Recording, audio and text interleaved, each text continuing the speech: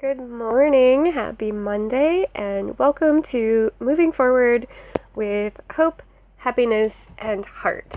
This is a take 2 of episode 4, which we'll be talking about self-care while working at home or just while in isolation or, whatever the case may be. Self-care when you're not getting up and going out for something, definitively. So I had a question the other day. Okay, first of all, the reason for take 2 is I realized that last week the last 2 episodes had no audio, so I'm just going to go ahead and redo them Monday and Tuesday, so today and tomorrow, and then I'll add on a couple episodes at the end so that there'll still be 20 episodes.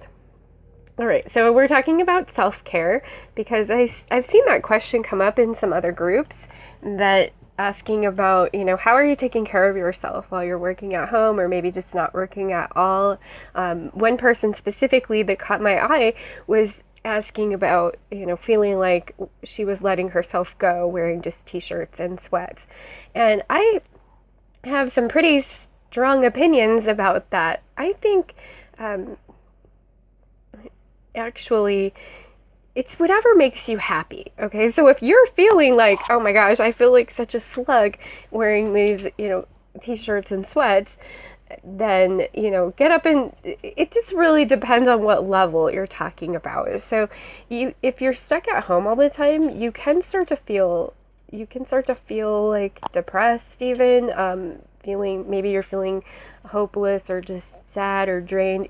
There's a whole array of emotions that you could be feeling for whatever is going on. If you're feeling discouraged, not motivated, things like that. And sometimes getting up, taking a shower, putting on your makeup, doing your hair, getting dressed like you have someplace to go, even if you don't, can really make a difference and make you feel good.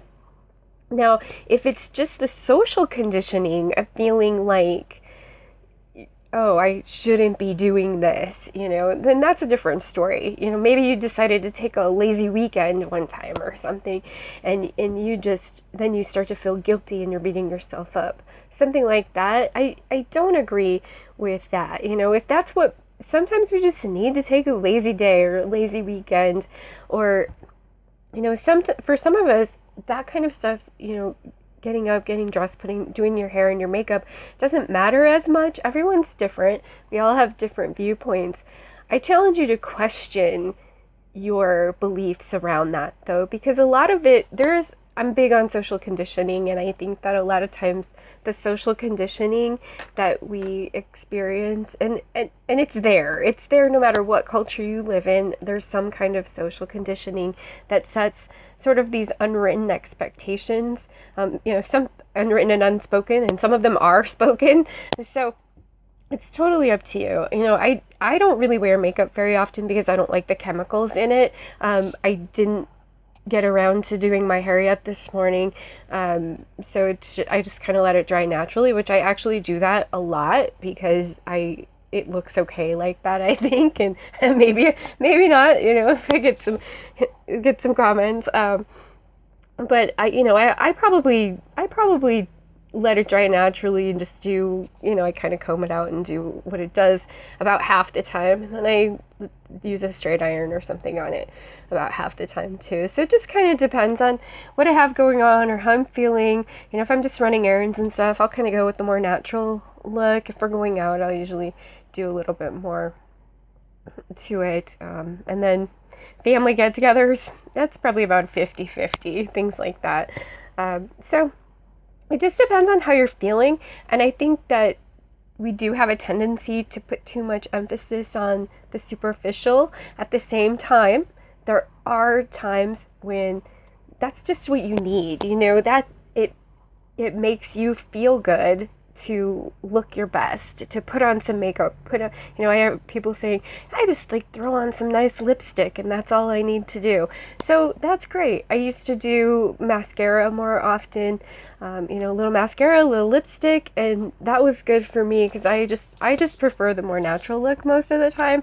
And I've gotten comfortable with that over the years because I had such a hard time finding makeup that I didn't feel like had too many chemicals for me. So that's my personal feeling on that sort of thing. But what's really a good self-care, expand your idea of what that means.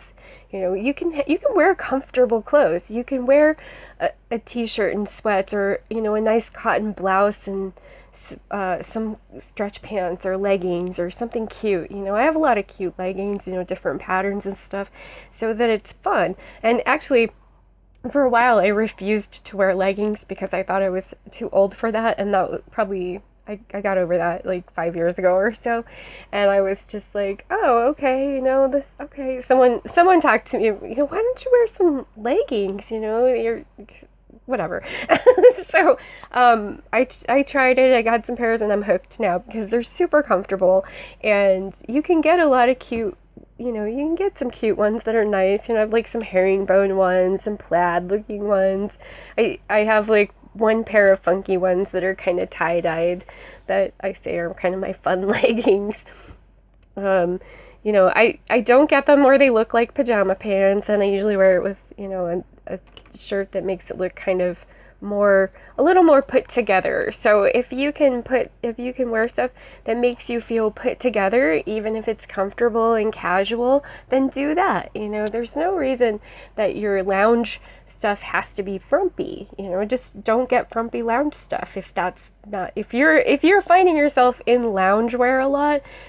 Find the kind that makes you feel good. If that's possible for you. And I did, I got rid of stuff. Some people I used to wear like old t-shirts for pajamas, and I was like, you know what, I'm going to up level my loungewear even, because maybe you're with your significant other around the house, and, why not look better for that person too, and just for yourself. Instead of wearing something that's ratty, or, I was never really into ratty stuff, but, some of it was kind of like, oh, this t-shirt I don't wear out anymore, but I just wear it around the house, that kind of thing. Or, stuff that you wear gardening because you don't care if you get it dirty. If you're wearing that stuff a lot, just pick out nicer things. Pick out things that maybe something that's fun, that makes you feel good. Maybe you like the printed pajamas because they're fun and they don't feel frumpy to you. They don't make you feel like you're letting yourself go. So it's really all about what's on the inside. And then the other thing is doing something for your physical and emotional well-being both. So, eating well, moving your body, doing some kind of exercise, taking a walk. Walks are great for feeling better, for just, getting those body chemicals moving that'll increase your serotonin and feel-good chemicals. I also like to do yoga. That's really relaxing. I usually do yoga in the morning or at night, sometime when it's nice and quiet and just really chill. So those kinds of things can make you feel better too. Eating healthy food, of course, that's good for lots of different things, your immune system, your mental health, your energy levels, and just not feeling like a slug. So if that's how you're feeling, if you eat cake or ice cream or whatever throughout the day, if you eat a lot of junk food, then you might feel a lot more sluggish, because in my opinion, that food is it's like putting in tainted fuel into your body when you do it on a regular basis. I'm not saying don't ever eat that stuff, because we're all human and we like that stuff.